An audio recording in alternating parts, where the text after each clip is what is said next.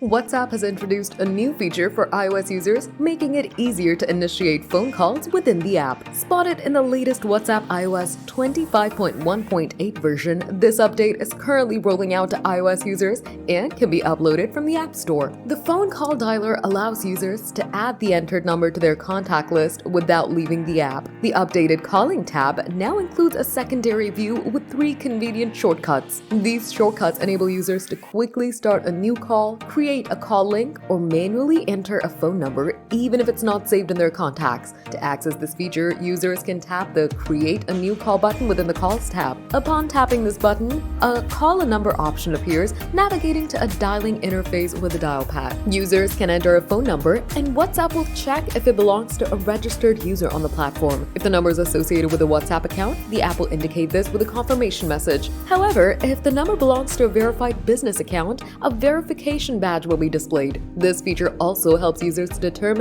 if the number they're trying to contact is reachable on WhatsApp.